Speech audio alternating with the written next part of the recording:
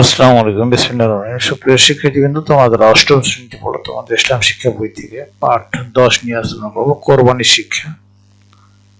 গত ক্লাসে আকিকা সম্পর্কে আমরা আলোচনা করেছি। আজকে কোরবানি।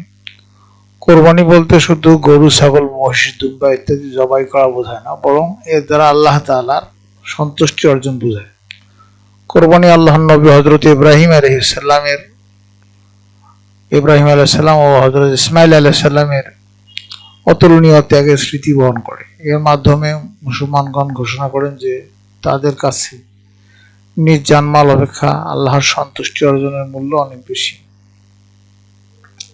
তারা পশুর গলায় ছুরি চালিয়ে এক রক্ত প্রবাহিত করে আল্লাহর কাছে শপথ করে বলে, হে আল্লাহ, তোমার সন্তুষ্টি অর্জনের জন্য যেভাবে পশুর রক্ত প্রবাহিত করেছি, প্রয়োজনে আমাদের শরীরে রক্ত প্রবাহিত করতেও কুণ্ঠিত হব না। কে কত টাকা খরচ করে পশু ক্রয় করেছে, কার পশু কত মোটা তাজা, কত সুন্দর, আল্লাহ তাআলা দেখতে চান না। তিনি দেখতে চান যে তা কার অন্তরে কতটুকু আল্লাহর ভালোবাসা তাকওয়া আছে। পবিত্র কোরআনে মহান আল্লাহ তাআলা বলেন, বিসমিল্লাহির রহমানির রহিম, লা ইয়ানালা আল্লাহা লুহুমুহা ওয়ালা দিমাউহা ওয়ালাকিন ইয়ানালুহু তাকওয়া মিনকুম। অর্থ হলো যে কখনো আল্লাহর নিকট পৌঁছায় না এগুলোর গোশত এবং রক্ত, বরং পৌঁছায় তোমাদের তাকওয়া। সূরা আল হাজ আয়াত হলো 37। আত্মত্যাগ, আত্মসমর্পণের মূর্ত প্রতীক ছিলেন হযরত ইব্রাহিম আলাইহিস সালাম ও হযরত ইসমাঈল আলাইহিস সালাম।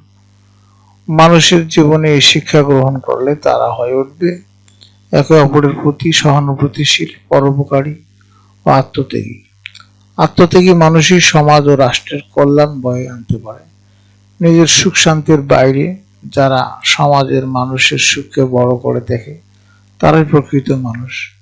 কোরবানির ত্যাগের শিক্ষা আমাদেরকে পরোপকারে উৎসাহিত করবে ও মানবতাবাদী চেতনার বিকাশ ঘটাবে। প্রিয় শিক্ষার্থীবৃন্দ, তোমাদের কাজ হলো কোরবানির শিক্ষা মানুষকে আত্মত্যাগী ও পরোপকারী হতে সাহায্য করে।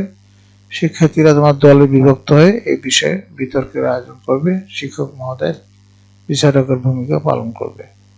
পরবর্তী ক্লাসে আমরা অনুশীলনীর এই দ্বিতীয় অধ্যায়ের অনুশীলনী নিয়ে আলোচনা করব এবং অনুশীলনীর সকল প্রশ্নগুলো উত্তর দেবো ইনশাআল্লাহ। তোমার সাথে থাকো।